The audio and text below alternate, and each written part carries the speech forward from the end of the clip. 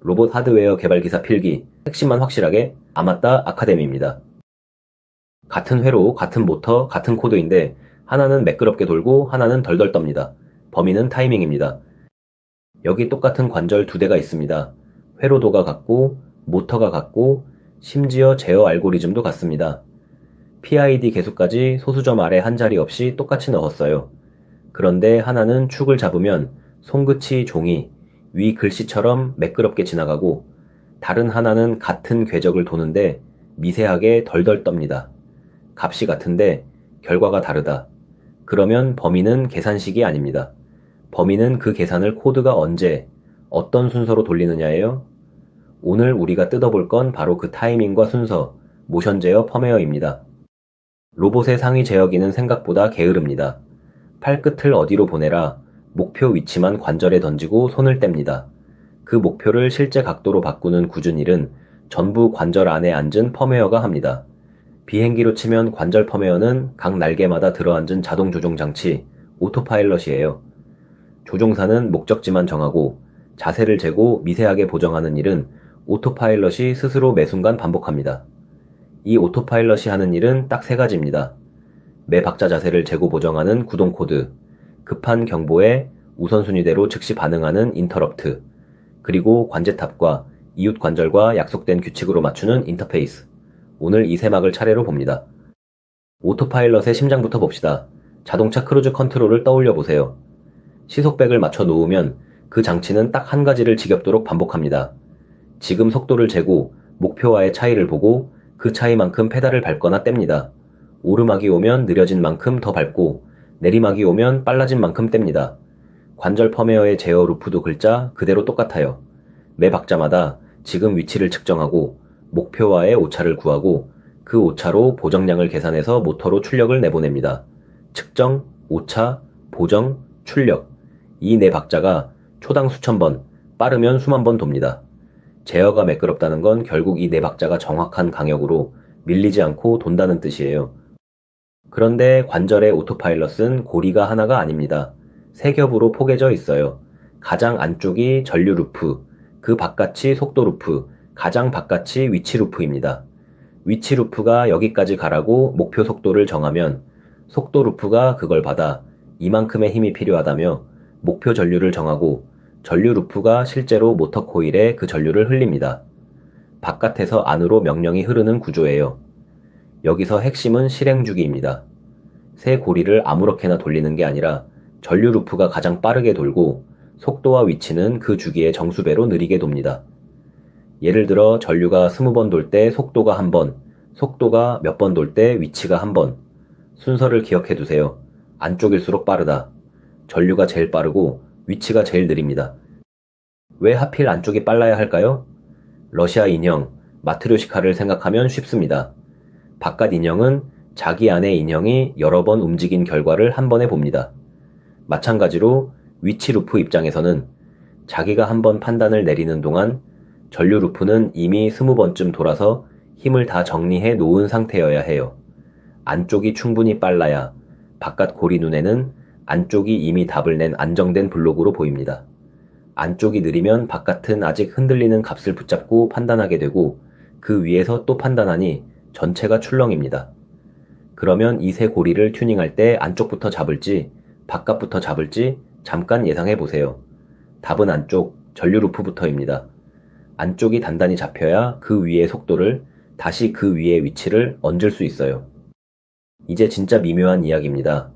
전류 루프가 돌려면 지금 흐르는 상전류를 측정해야 하는데 이걸 아무 때나 읽으면 안 됩니다. 왜냐면 모터를 구동하는 PWM은 초당 수만 번 스위치를 켰다 껐다 하고 그 스위칭 순간마다 전류에 뾰족한 노이즈가 실려요. 하필 그 순간에 값을 읽으면 실제 전류가 아니라 노이즈를 읽는 겁니다. 그래서 정석은 중앙정렬 PWM의 카운터가 바닥에 닿는 순간, 즉 스위칭이 잠잠하고 로우 사이드가 도통해서 전류 리플의 평균점에 해당하는 그 타이밍에 샘플을 고정합니다. 그것도 소프트웨어가 지금 읽으라고 부르는 게 아니라 하드웨어 타이머가 그 지점에서 ADC 변환을 자동으로 걸어요. 여기서 흔한 함정, 소프트웨어 루프 안에서 편할 때 전류를 읽으면 매번 위상이 어긋나서 스위칭 노이즈를 그대로 뒤집었습니다. 첫 문제. 캐스케이드 제어에서 실행 주기가 가장 빨라야 하는 루프는 무엇일까요? A. 위치 루프, B. 속도 루프, C. 전류 루프, D. 궤적 생성 루프. 정답은 C. 전류 루프입니다. 가장 안쪽이라 가장 빨리 돌아야 속도와 위치 같은 바깥 고리가 그 위에 안정적으로 얹힙니다. 순서는 전류에서 속도, 위치로 갈수록 느려진다는 것만 기억하세요. 둘째 문제. 모터 상전류를 ADC로 언제 찍어야 할까요? A. 소프트웨어 루프에서 편한 시점. B. PWM 스위칭이 일어나는 순간. C. 중앙 정렬 PWM이 바닥에 닿을 때 타이머 트리거로. D. 인터럽트마다 무작위로. 정답은 C입니다. 그 지점이 스위칭 노이즈가 잠잠한 전류 리플의 평균점이에요. 소프트웨어가 편할 때 읽거나 스위칭 순간에 읽으면 노이즈를 값으로 착각하게 됩니다. 이제 가장 자주 나오는 함정 하나. 막힌 수채구멍을 상상해보세요. 물이 안 빠지는데 수도꼭지를 계속 틀어놓으면 물이 하염없이 차오릅니다. 나중에 수도를 잠가도 이미 넘칠 만큼 고인물이 다 빠질 때까지 한참을 넘칩니다. 제어기의 적분기가 딱 이렇게 됩니다. 큰 목표를 줘서 모터가 낼 수 있는 전류 한계, 즉 포화에 걸리면 출력은 이미 최대인데 오차는 여전히 남아있어요. 그 남은 오차를 적분기가 계속 쌌습니다. 물이 계속 차오르는 거예요. 그러다 목표에 도달해서 이제 힘을 빼야 하는데 잔뜩 쌓인 적분값이 관성처럼 계속 밀어붙여서 목표를 크게 지나치고 한참 뒤에야 겨우 돌아옵니다. 이게 적분 와인드업이고 대책은 이름 그대로 안티 와인드업. 출력이 포화에 걸린 동안에는 적분을 멈추거나 초과분만큼 적분값을 되돌려 빼줍니다. 수도를 잠그거나 넘친 만큼 물을 도로 퍼내는 거죠. 여기서 현실적인 제약이 하나 끼어듭니다. 전류 루프를 초당 수만 번 돌려야 하는데 저가 MCU에는 실수 연산을 전담하는 하드웨어 FPU가 없는 경우가 많아요. 소수점을 소프트웨어로 흉내내면 너무 느립니다. 그래서 정수만으로 소수를 다루는 고정소수점 Q 포맷을 씁니다. 아이디어는 단순해요. 정수의 특정 비트 위치에 여기가 소수점이라고 약속을 정해두고 사람이 그 약속을 기억한 채 정수로 계산하는 겁니다. 다룰 값의 범위, 즉 동적 범위를 보고 소수점 위치를 정하고 곱셈 뒤에는 자릿수를 맞추는 시프트를 넣고 한계를 넘지 않게 포화 처리를 하고 중간 누사는 넉넉한 폭으로 확장합니다. 흔한 함정은 이겁니다. 이 규칙 없이 그냥 정수끼리 곱하면 결과가 변수폭을 순식간에 넘겨서 오버플로가 나고 값이 엉뚱하게 뒤집힙니다. Q포맷은 이걸 명시적으로 관리하는 방식이에요. 위치를 세는 쪽에도 함정이 있습니다. 자동차 주행거리계를 떠올려 보세요. 6자리짜리 계기가 최대값을 넘어가면 처음으로 툭 떨어집니다. 실제로 차가 리셋된 게 아닌데 숫자만 처음으로 돌아가죠. 엔코더 카운터도 똑같습니다. 16비트 카운터는 65,000여까지 세면 그 다음은 0으로 튑니다. 관절이 한 방향으로 계속 돌면 이 튑이 반드시 일어나요. 그 순간을 모른 채 숫자만 보면 위치가 갑자기 최대에서 0으로 뚝 떨어진 것처럼 보여서 제어기가 급격한 오차로 착각하고 발작합니다. 대책은 롤오버를 검출하는 겁니다. 값이 큰 쪽에서 갑자기 작은 쪽으로 점프하면 한 바퀴 넘어갔구나 하고 상위 비트를 하나 올려서 짧은 카운터를 훨씬 넓은 범위의 절대 위치로 확장합니다. BLDC 모터를 저속으로 정확히 돌릴 때는 홀 센서 3개로 회전자 위치를 6구간으로 나눠 읽습니다. 세 센서가 만드는 조합이 순서대로 돌면서 언제 어느 코일에 전류를 흘릴지 커뮤테이션을 정합니다. 그런데 3개의 비트로 만들 수 있는 조합은 8가지인데 정상 6스텝에는 6가지만 씁니다. 남는 2가지, 셋 다 연긴 000과 셋 다 하나인 111은 정상 회전에서는 절대 나올 수 없는 조합이에요. 그러니 이 값이 읽혔다는 건 회전자 위치 정보가 아니라 센서가 빠졌거나 배선이 끊겼거나 합선됐다는 고장 신호입니다. 여기서 함정 000이나 111을 그냥 6번째 다음 상태 정도로 여기고 정상 동작에 포함시키면 안 됩니다. 이건 즉시 구동을 차단하고 폴트를 띄워야 하는 이상 상태예요. 8 중 6만 유효하고 000과 111은 고장. 이걸 기억해 두세요. 첫 문제. 적분 와인드업에 대해 옳은 설명은 무엇일까요? A. 출력이 포화된 동안 적분기가 계속 쌓여 오버슈트가 커진다. B. 비례 개인이 너무 작아 생긴다. C. 미분항 노이즈 때문이다. D. 엔코더 분해능이 낮을 때만 나타난다. 정답은 A입니다. 출력이 전류 한 개에 걸린 동안에도 남은 오차를 적분기가 계속 쌓아서 지령을 되돌린 뒤에도 한참 오버슈트하며 늦게 회복합니다. 대책인 안티와인드업은 포화 구간에서 적분을 멈추거나 초과분을 되먹여 빼주는 거예요. 둘째 문제. 홀 상태가 000 또는 111로 읽혔습니다. 어떻게 해석해야 할까요? A. 정상 6스텝의 한 구간. B. 회전 속도가 최고에 도달한 신호. C. 정상에 없는 무효 상태라 고장이니 즉시 차단. D. 적분값을 리셋하라는 신호. 정답은 C입니다. 3비트의 8조합 중 정상 6스텝은 6개만 쓰고 000과 111은 정상 회전에서 나올 수 없는 무효 상태입니다. 센서나 배선 고장을 뜻하므로 즉시 구동을 차단해야 해요. 여기까지가 1막, 오토파일럿이 매 박자 무엇을 계산하는가였습니다. 그런데 처음에 말한 그 미스터리, 같은 계산인데 하나만 떨리던 이유는 계산 자체가 아니라 타이밍에 있었죠. 그래서 2막의 질문은 이렇게 바뀝니다. 이 계산들을 대체 언제, 어떤 순서로 돌리느냐. 여기서 인터럽트가 등장합니다. 인터럽트는 정해진 알람이에요. 평소엔 다른 일을 하다가 정확한 시각에 알람이 울리면 하던 일을 그 자리에 멈춰두고 급한 일을 즉시 처리한 뒤 다시 원래 하던 자리로 돌아옵니다. 제어 루프가 정확한 박자로 도는 것도 급한 고장에 즉각 반응하는 것도 전부 이 인터럽트가 만드는 규율입니다. 인터럽트가 부르는 짧은 처리 루틴을 ISR이라고 합니다. 이 ISR에는 철칙이 하나 있어요. 짧고 예측 가능한 연산만 넣는다. 왜냐면 제어 ISR이 도는 그 짧은 순간 CPU는 그 일에만 매달려 있고 다른 일은 모두 대기하니까요. 여기서 초보가 가장 많이 저지르는 실수가 ISR 안에서 로그를 찍는 겁니다. 화면의 상태를 출력하는 프린트F 한 줄, 통신으로 데이터를 한 덩이 보내는 일. 이런 건 언제 끝날지 시간을 가늠하기 어렵고 오래 걸리면 다음 박자의 제어를 통째로 밀어버립니다. 그래서 정석은 급한 계산만 ISR에서 하고 로그나 통신처럼 무거운 일은 그 자리에서 하지 않습니다.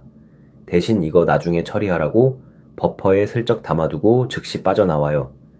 실제 출력은 한가한 백그라운드 태스크가 나중에 대신합니다. 실시간으로 도는 부분은 절대 오래 붙잡지 않는다. 이게 핵심입니다. 알람이 여러 개 동시에 울리면 무엇부터 처리할까요? 응급실을 떠올리면 답이 나옵니다. 응급실은 온 순서대로 진료하지 않아요. 심정지 환자가 들어오면 접수하던 손을 멈추고 그 환자부터 봅니다. 이걸 트리아지, 중증도 분류라고 하죠. 인터럽트 우선순위도 정확히 이 원리입니다. 기준은 두 가지예요. 데드라인이 얼마나 짧은가, 그리고 어기면 피해가 얼마나 큰가. 이 둘로 줄을 세우면 로봇에서는 이렇게 됩니다. 가장 위가 안전 관련 폴트, 예를 들어 과전류나 단락. 그 다음이 전류 제어, 그 다음이 통신, 가장 아래가 궤적 생성. 폴트는 몇 마이크로초만 늦어도 소자가 타버리니 무조건 1순위고 궤적은 몇 밀리초 늦어도 큰 탈이 없으니 맨 뒤입니다. 순서를 기억해 두세요. 안전, 전류, 통신, 궤적. 여기서 착각하기 쉬운 부분이 있습니다. 제어 박자가 미세하게 흔들리는 현상 지터를 볼게요. 이상적으로는 전류 ISR이 정확히 50 마이크로초마다 떨어져야 하는데 실제로는 조금 이르거나 조금 늦습니다. 이 흔들림이 제어 품질을 갉아먹어요. 많은 분이 우선순위를 최상으로 올리면 지터가 0이 되겠지 생각하는데 아닙니다. 우선순위는 누가 먼저 갈지를 정할 뿐 출발이 매번 정확한 시각인지는 다른 문제예요. 지터는 메모리 접근이 캐시에 있느냐, 버스를 경합하느냐, 임계구역이 얼마나 기냐가 겹쳐 생깁니다. 그래서 우선순위만이 아니라 이 경합 요소들과 인터럽트 잠금 시간까지 함께 통제해야 합니다. 우선순위를 높였다고 지터가 사라지지 않는다. 이게 함정입니다. 첫 문제, 인터럽트 우선순위를 높은 것부터 낮은 것 순으로 바르게 세운 건 무엇일까요? A. 궤적, 통신, 전류, 안전. B. 안전 폴트, 전류, 통신, 궤적. C. 전류, 안전, 궤적, 통신. D. 통신, 전류, 궤적, 안전. 정답은 B입니다. 기준은 데드라인이 짧고 어겼을 때 피해가 큰 순서예요. 폴트는 늦으면 소자가 타니 최상위, 궤적은 조금 늦어도 되니 최하위입니다. 둘째 문제. 지터에 대해 옳지 않은 설명을 고르세요. A. 임계구역이 길면 지터가 커질 수 있다. B. 캐시 미스나 버스 경합이 원인이 된다. C. 우선순위를 최상으로 올리면 지터가 0이 된다. D. 지터는 제어 품질을 저하시킨다. 정답은 C입니다. 우선순위를 최상으로 올려도 지터는 0이 되지 않아요. 우선순위는 순서를 정할 뿐이고 지터는 메모리와 버스 경합, 임계구역 길이가 함께 만들기 때문에 그 요소들까지 통제해야 합니다. 엔코더 이야기로 잠깐 돌아가서 세는 방식에도 함정이 있습니다. 엔코더는 A, B 두 채널의 신호가 엇갈려 나오는데 이 신호가 바뀔 때마다 인터럽트를 걸어서 소프트웨어로 하나하나 세는 방법이 있어요. 저속에서는 괜찮습니다. 그런데 회전이 빨라지면 신호가 초당 수십만 번씩 바뀌고 그때마다 CPU가 인터럽트로 불려나가면 CPU는 세는 일에만 매달려 폭주합니다. 회전문에 사람이 서서 통과하는 사람을 일일이 손으로 세는 셈이에요. 붐비면 셀 수가 없죠. 그래서 대부분의 MCU에는 타이머 안에 쿼드러처 디코더, QEI 하드웨어가 들어있습니다. A. B 신호를 하드웨어가 직접 받아 스스로 세고 CPU는 필요할 때 그 카운터 값만 슬쩍 읽어옵니다. 자동 회전식 계수기를 문에 달아두고 관리자는 가끔 숫자판만 확인하는 거예요. 속도가 아무리 빨라져도 CPU 부하는 늘 일정합니다. 이제 인터럽트 세계의 대표적인 사고를 봅시다. 위치 ISR이 초당 1000번 돌면서 궤적 정보가 담긴 구조체를 읽는다고 해요. 그 구조체에는 목표 위치, 목표 속도 같은 여러 값이 함께 들어 있습니다. 그런데 마침 그 구조체를 읽는 도중에 통신 태스크가 상위에서 받은 새 목표로 그 구조체를 갱신하기 시작하면요. ISR은 목표 위치는 새 값, 목표 속도는 아직 옛 값, 이렇게 반쪽만 바뀐 뒤섞인 값을 집어갑니다. 앞뒤가 안 맞는 명령으로 모터가 튀는 거죠. 이걸 경쟁 조건, 레이스 컨디션이라고 합니다. 대책은 더블 버퍼예요. 버퍼를 2개 두고 통신 태스크는 지금 쓰지 않는 뒤쪽 버퍼에 새 목표를 통째로 완성해 둡니다.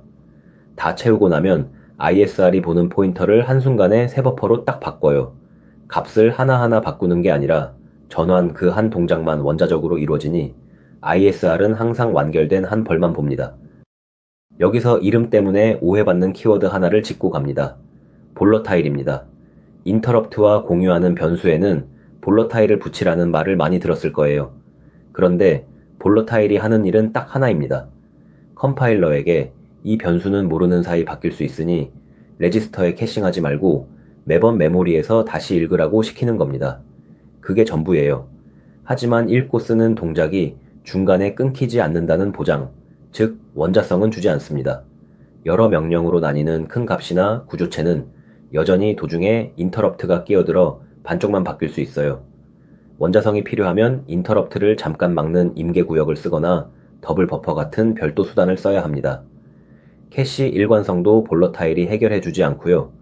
볼러타일은 최적화 억제일 뿐 동시성 문제의 해결책이 아니다. 시험이 즐겨 파는 함정입니다. 누전 차단기는 사람 판단을 기다리지 않습니다. 위험 전류를 감지하면 그 자리에서 회로를 끊어요. 모션 제어의 하드웨어 브레이크가 정확히 이렇습니다. 게이트 드라이버가 단락을 감지하는 신호, 이른바 디셋이나 과전류 비교기 출력 같은 진짜 위급한 신호들은 CPU의 일반 인터럽트로 받지 않습니다. CPU가 그걸 받아 소프트웨어로 PWM을 꺼야지 반응하는 몇 마이크로초 사이에 이미 소자가 타버리거든요. 그래서 이 신호들은 타이머의 브레이크 입력, BKIN 핀에 직접 연결합니다. 그러면 소프트웨어를 한 줄도 거치지 않고 하드웨어가 즉시 PWM 출력을 꺼요. 소프트웨어 폴트 루틴은 그 뒤에 깨어나 기록하고 안전 정지로 바꾸는 사후 처리만 합니다. 워치독도 같은 철학이라 프로그램이 멎어 워치독을 제때 못 두드리면 만료된 워치독이 하드웨어로 게이트를 끊습니다. 그럼 소프트웨어 폴트 ISR은 무엇을 해야 할까요? 딱 3가지만 합니다. 첫째, 아직 하드웨어로 안 끊긴 출력이 있다면 확실히 차단하고, 둘째, 이 고장 상태를 레치, 즉 걸어 잠가서 사람이 확인하고 리셋하기 전에는 함부로 재기동하지 못하게 하고. 셋째, 시스템 상태를 안전 정지로 처리합니다. 차단, 레치, 상태, 처리. 여기까지가 폴트 ISR의 일입니다. 그럼 통신으로 상위에 알리고 로그를 남기고 복구를 시도하는 일은요. 이건 급하지 않으니 ISR 밖으로 내보내요. 하위 태스크가 나중에 차분히 처리합니다. 응급실에서 심정지 환자가 오면 일단 심폐소생부터 하지 그 자리에서 보험 서류를 작성하지 않는 것과 같습니다. 급한 것과 나중에 할 것을 칼같이 나누는 게 실시간 시스템의 규율이에요. 이번엔 부하 이야기입니다. 전류 ISR을 초당 2만 번, 그러니까 50 마이크로초마다 돌리는데 CPU 사용률을 재보니 92%가 나옵니다. 아슬아슬하죠? 이 상태에서는 가끔 한 박자를 통째로 놓칩니다. ISR이 50 마이크로초 안에 못 끝나서 다음 알람 시각을 넘겨버리는 거예요. 이걸 ISR 오버런이라고 합니다. 자, 여기서 흔히 나오는 오답 대책이 하나 있습니다. 인터럽트 잠금 구간을 늘려서 방해를 막으면 되지 않을까 싶은 거죠. 답부터 말하면 아닙니다. 그건 오히려 상황을 악화시켜요. 인터럽트를 더 오래 막는다고 계산할 일이 줄어드는 게 아니거든요. 부하는 그대로인데 다른 급한 인터럽트만 더 밀립니다. 진짜 해법은 두 가지예요. ISR이 한 번 도는데 걸리는 최악의 시간, WCET 자체를 줄이거나 아니면 주기를 조금 늘려서 여유를 만드는 겁니다. 일이 너무 많으면 일을 줄이거나 시간을 더 줘야지 문을 걸어 잠근다고 일이 없어지지 않습니다. 첫 문제, ISR이 구조체를 읽는 중 다른 태스크가 반쪽만 갱신해 뒤섞인 값을 쓰게 된 이 현상과 대책은 무엇일까요? A. 데드락과 우선순위 상속. B. 경쟁 조건과 더블 버퍼의 원자적 스왑. C. 지터와 캐시 프리패치. D. 오버플로와 큐 포맷. 정답은 B입니다. 경쟁 조건, 레이스 컨디션이고 대책은 더블 버퍼의 색 값을 통째로 채운 뒤 포인터만 한순간에 바꾸는 원자적 스왑이에요. 전환만 원자적이라 실시간성을 가장 덜 해칩니다.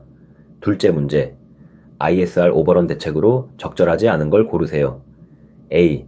ISR의 최악 실행 시간을 줄인다. B. 제어 주기를 완화한다. C. 인터럽트 잠금을 더 길게 늘린다. D. 무거운 후처리를 하위 태스크로 옮긴다. 정답은 C입니다. 잠금을 늘려도 계산량은 그대로라 부하가 안 줄고 오히려 다른 급한 인터럽트만 밀려 악화됩니다. 해법은 실행 시간을 줄이거나 주기를 완화하거나 무거운 일을 뒤로 미루는 쪽이에요. 여기까지 관절 하나짜리 이야기였습니다. 그런데 로봇팔은 관절이 6개죠. 관절 하나가 아무리 완벽하게 돌아도 6축이 서로 반 박자씩 어긋나서 움직이면 손끝은 원하는 직선을 못 그리고 뭉갭니다. 각자 명필이어도 박자가 안 맞으면 합주가 엉망인 것과 같아요. 그래서 산막의 주제는 박과 있는 규칙, 인터페이스입니다. 관절 안에 오토파일럿이 관제탑인 상위 제어기, 그리고 편대를 이루는 이웃 관절들과 어떻게 약속을 맞추는가. 여기서부터는 한 관절의 문제가 아니라 여러 관절이 하나의 팔로서 정확히 협조하는 문제예요. 산업용 모터 통신에는 성격이 전혀 다른 두 종류의 데이터가 흐릅니다. 하나는 매 제어 주기마다 반드시 새로 와야 하는 데이터예요. 지금 이 순간의 목표 위치, 방금 측정한 실제 위치, 이런 건 초당 수천 번, 늦지 않게 규칙적으로 흘러야 합니다. 다른 하나는 어쩌다 한번 오가는 데이터입니다. 드라이브 설정을 바꾸거나 파라미터 값을 읽어오는 것으로 급하지 않게 오가요. 이 둘을 같은 채널에 섞으면 문제가 생깁니다. 정기 배송 트럭 차선에 어쩌다 오는 큰 택배를 끼워 넣으면 정시 배송이 흔들리는 것과 같죠. 그래서 프로토콜은 이 둘을 아예 다른 통로로 나눕니다. 매 주기의 프로세스 데이터는 PDO라는 빠른 통로로 가끔의 파라미터 읽기와 쓰기는 SDO라는 별도 통로로. 근본 이유는 하나예요. 제어 주기의 결정성을 지키고 가끔 오는 큰 전송이 만드는 지터가 제어 데이터를 흔들지 못하게 격리하는 겁니다. 여기서 아주 흔한 오해를 깨야 합니다. 통신만 빠르면 여러 축이 잘 맞겠지라는 생각인데요. 빠른 것과 동기된 것은 다른 이야기예요. 통신 속도가 아무리 빨라도 각 축이 자기 시계로 명령을 받아 처리하면 축마다 미세하게 다른 시각에 움직이기 시작합니다. 6명이 각자 자기 손목 시계를 보고 출발하면 시계가 조금씩 다른 만큼 출발이 어긋나는 것과 같죠. 다축이 정말로 한 몸처럼 움직이려면 빠른 통신 위에 공통의 시각이 따로 필요합니다. 이걸 분산 클럭이라고 해요. 모든 축이 하나의 기준 시계에 자기 시계를 맞추는 겁니다. 산업 이더넷의 대표인 이더캣은 이걸 아예 제어의 심장으로 씁니다. 분산 클럭이 만드는 동기 신호, 싱크를 각 드라이브의 제어 루프를 시작하는 반가소회로 직접 연결해요. 그러면 모든 축이 같은 순간에 한 박자를 시작합니다. 빠른 통신이 곧 동기 통신은 아니다. 동기는 공통시계로 따로 만든다. 이제 주기가 서로 다른 문제를 봅시다. 상위의 궤적 생성기는 4m초마다 새 목표 위치를 하나씩 내려보냅니다. 그런데 드라이브의 제어 루프는 1m초마다 돌아요. 그러면 새 목표가 4박자에 한 번씩만 오고 나머지 3박자는 목표가 그대로 멈춰 있습니다. 지령이 계단처럼 뚝뚝 끊겨 오는 거죠. 이걸 그대로 따라가면 관절이사 밀리초마다 움찔합니다. 대책은 하위에서 보관하는 겁니다. 4m초 강역으로 온 2점 사이를 드라이브가 1m초 강역으로 4개의 촘촘한 중간 목표로 이어 채워요. 계단을 매끄러운 경사로 갈아주는 겁니다. 자, 그럼 상위 궤적 생성기도 1m초로 빠르게 돌리면 되지 않을지 잠깐 예상해보세요. 답은 그게 정석이 아닙니다. 상위를 4배 빠르게 돌리면 통신량도 4배로 늘고 상위 부하와 통신 결정성이 나빠져요. 지령은 상위가 성기게 주고 촘촘하게 메우는 건 하위 보관이 맞는 게 정석입니다. 첫 문제, PDO와 SDO를 다른 채널로 나누는 근본 이유는 무엇일까요? A. 케이블 수를 줄이려고. B. 제어 주기 결정성 확보와 지터 격리. C. 전송 속도를 높이려고. D. 전원 소비를 줄이려고. 정답은 B입니다. 매 주기 흘러야 하는 프로세스 데이터를 가끔 오가는 큰 파라미터 전송과 섞지 않아야 제어 주기의 결정성이 지켜지고 그 전송이 만드는 지터가 제어 데이터를 흔들지 않게 격리됩니다. 둘째 문제, 상위 4m초, 드라이브 1m초로 지령 주기가 다릅니다. 옳지 않은 설명을 고르세요. A. 하위 보관 시 지령 배수는 4배가 된다. B. 계단 지령을 그대로 따르면 관절이사 밀리초마다 움찔한다. C. 통신이 빠르기만 하면 다축이 자동으로 동기된다. D. 하위 보관이 상위 속도를 높이는 것보다 통신 부하 면에서 유리하다. 정답은 C입니다. 통신이 빠르다고 다축이 저절로 동기되지는 않아요. 동기는 분산 클럭 같은 공통 시각으로 따로 만들어야 합니다. 드라이브에 갑자기 토크를 주면 위험합니다. 그래서 산업표준인 CIA 402는 드라이브를 켤 때 정해진 계단을 밟게 해요. 자동차 시동 절차를 떠올리면 됩니다. 문 열고, 브레이크 밟고, 시동 걸고, 기어 넣고, 순서를 건너뛰면 움직이지 않죠. 드라이브도 마찬가지로 전원인가, 준비 완료, 운전 가능 순으로 한 단계씩 상태가 천이합니다. 그리고 각 단계마다 상위 제어기는 제어 워드로 다음 단계로 가라고 지령하고 드라이브가 보내는 상태 워드로 그 단계에 실제로 도달했다를 확인해요. 이 지령과 확인이 오가는 핸드쉐이크, 악수가 안전한 토크인가의 전제입니다. 상위가 일방적으로 돌아라고 던지고 확인 없이 넘어가면 아직 준비 안 된 드라이브에 토크가 걸릴 수 있으니까요. 실제 위치 제어로 들어가면 CSP 모드를 씁니다. 상위가 매 주기 보관된 위치를 직접 내려주고 드라이브는 받은 그 위치로 제어 루프만 도는 방식이에요. 관절은 각도로 생각합니다. 라디안이나 도로요. 그런데 드라이브는 그런 걸 모릅니다. 드라이브가 아는 건 엔코더 카운트, 정수 숫자뿐이에요. 그래서 관절 각도를 드라이브가 알아듣는 정수 카운트로 바꾸는 단위 변환이 반드시 필요합니다. 여기서 설계의 핵심은 이 변환을 코드 여기저기에 흩뿌리지 않고 별도의 계층 한 곳에 모으는 겁니다. 왜냐면 이 변환에는 하드웨어에 따라 달라지는 값들이 잔뜩 들어가거든요. 엔코더가 한 바퀴에 몇 카운트인지, 기어비가 얼마인지 같은 것들이요. 이런 하드웨어 의존 값을 한 계층에 격리해두면 나중에 엔코더를 분해능이 다른 것으로 바꿔도 그 한 곳의 숫자만 고치면 끝나요. 상위 제어 로직은 손댈 필요가 없습니다. 여기서 시험이 파는 함정, 이 스케일링 계층의 이점을 물으면서 통신 지연 개선 같은 걸 슬쩍 끼워 넣습니다. 아니에요. 이 계층의 목적은 하드웨어 의존성을 한 곳에 모으는 것이지 지연을 줄이는 것과는 거리가 멉니다.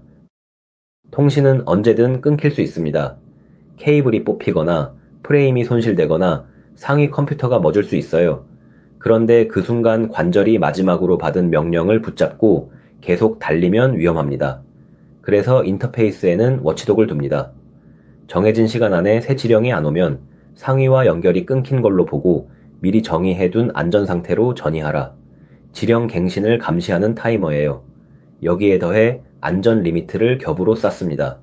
소프트웨어로 정한 소프트 리미트는 물리적 한계인 하드 리미트보다 안쪽에 두어서 소프트가 먼저 걸리게 하고요.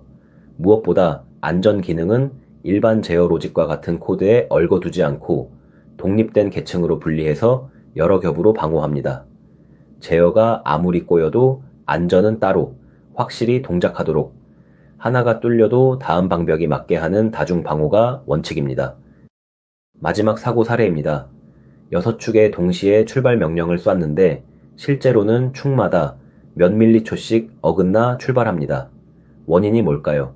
명령을 아무리 동시에 전송해도 각 축에 도착하는 시각과 각 축이 처리하는 시각이 미세하게 다르기 때문이에요. 그럼 흔한 오답이 나옵니다. 명령을 더 빨리, 더 촘촘히 쏘면 맞춰질 것 같지만 잠깐 예상해 보세요. 답은 아닙니다. 전송을 빨리 하는 걸로는 도착과 처리 시각의 미세한 차이를 없앨 수 없어요. 진짜 해법은 동시 전송이 아니라 동시 실행입니다. 불꽃놀이처럼요. 폭죽마다 점화 명령을 따로 보내는 게 아니라 모든 폭죽에 터질 공통 시각을 미리 심어두고 신호탄 하나에 일제히 터뜨리죠. 다축도 똑같아요. 분산 클럭의 공통 시계에 모든 축이 맞춰두고 하나의 트리거로 일제히 실행합니다. 이게 다축 동시 기동의 정답입니다. 첫 문제. CIA 402에서 제어워드와 상태워드가 오가는 핸드쉐이크가 왜 필요할까요? A. 통신 속도를 높이려고. B. 준비 안 된 드라이브에 토크가 인가되는 것을 막으려고. C.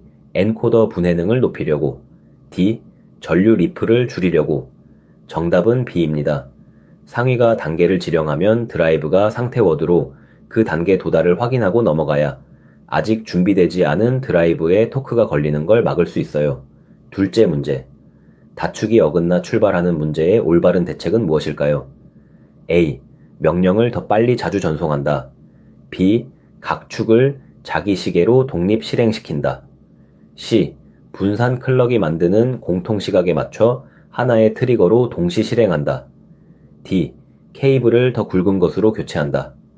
정답은 C입니다. 명령을 더 빨리 쏘는 동시 전송으로는 도착과 처리 시각 차이를 못 없애요. 핵심은 동시 전송이 아니라 공통 시계 기반의 동시 실행입니다. 오늘 세막을 한 줄씩으로 묶어봅시다. 첫째, 펌웨어는 정해진 박자로 정확히 계산합니다. 캐스케이드, 쇄골이를 안쪽부터 빠르게 돌리고 전류는 노이즈 없는 정확한 위상에서 찍고 적부는 포화에서 멈췄습니다. 둘째, 인터럽트는 급한 것을 우선순위대로 즉시 처리합니다. ISR은 짧게, 위험 차단은 소프트웨어를 안 기다리는 하드웨어 브레이크로 공유 데이터는 더블 버퍼로 지킵니다. 셋째, 인터페이스는 밖과 약속된 규칙으로 있습니다. 매주기 데이터와 파라미터를 나누고 다축은 공통 시계로 동시에 실행합니다. 이제 처음에 그 미스터리로 돌아가 볼까요? 같은 회로, 같은 모터, 같은 PID인데 하나만 떨리던 이유. 그건 계산식이 아니라 타이밍과 순서였습니다. 그리고 그 타이밍과 순서를 이렇게 제대로 잡아두면 관절 6개를 하나의 팔로 묶어도 손끝이 더는 뭉개지지 않습니다. 여러분의 구독과 좋아요는 다음 학습 영상을 만드는 힘이 됩니다. 아마따 아카데미가 합격까지 함께하겠습니다.